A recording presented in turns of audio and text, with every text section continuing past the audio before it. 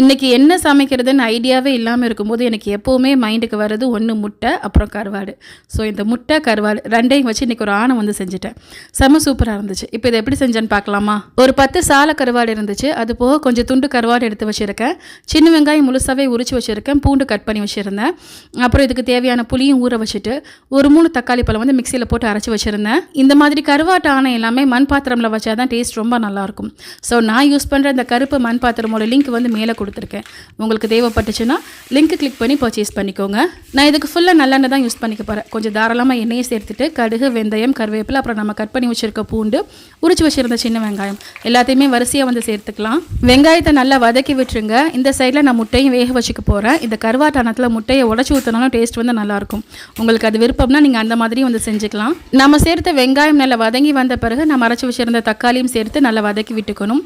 எண்ணெய் எல்லாம் பிரிஞ்ச பிறகு மசாலா தூள் வந்து சேர்த்துக்கலாம். நான் 1/2 டீஸ்பூன் அளவுக்கு மஞ்சள் தூளும் ஒரு 4 டேபிள் ஸ்பூன் அளவுக்கு நம்ம வீட்டில் யூஸ் பண்ணுற குழம்பு தூளும் வந்து சேர்த்துக்கிறேன். நான் யூஸ் பண்ணியிருக்க இந்த குழம்பு தூளுக்கும் நம்பர் கொடுத்துருக்கேன். உங்களுக்கு வேணும்னா ஆர்டர் பண்ணிக்கோங்க. சப்போஸ் உங்ககிட்ட இந்த மாதிரி குழம்பு தூள் இல்லைன்னா மிளகாய் தூள், மல்லித்தூள் எல்லாமே தனித்தனியாக சேர்த்துக்கோங்க. இப்போ இந்த மசாலா தூளும் சேர்த்து நல்லா கலந்து விட்டு பச்சை வாடை எல்லாமே போன பிறகு நம்ம கரைச்சி வச்சுருந்த புளி தண்ணியை வந்து சேர்த்துக்கலாம். புளி தண்ணியை சேர்த்துட்டு தேங்காய் பால் வந்து சேர்த்துக்கணும். தேங்காய் பாலுக்கு பதிலாக அரைச்சி தேங்காய் பேஸ்ட்டு கூட வந்து சேர்த்துக்கலாம். நான் இந்த காரா தேங்காய் பால் தான் வந்து சேர்த்துருக்கேன். நான் எப்போவுமே கருவாட்டானம் பண்ணும்போது கொஞ்சம் திக்காக கிரேவியாக தான் செய்வேன். பட் அன்னைக்கு கொஞ்சம் ஆணமாக செஞ்சுருந்தேன். இதுவுமே சாப்பிட்றதுக்கு நல்லா இருந்துச்சு. ஆணத்துக்கு கொஞ்சமாக உப்பு சேர்த்து கருவாட்டையும் போட்டு இனி வந்து வேக வச்சு எடுத்துக்கணும். நான் மூடி போட்டு ஸ்லோ ஃபயர் ஒரு 10 நிமிஷம் வந்து வச்சுருந்தேன். நாம் சேர்த்த எண்ணெய் எல்லாம் பிரிஞ்சு வந்த பிறகு ஸ்டவ் ஆஃப் பண்ணிடலாம்.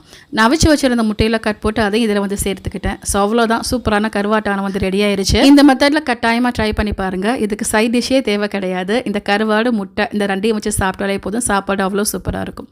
ஸோ நீங்களும் ட்ரை பண்ணி பார்த்துட்டு உங்கள் ஃபீட்பேக் மறக்காமல் கமெண்ட்டில் சொல்லுங்கள். தேங்க்யூ.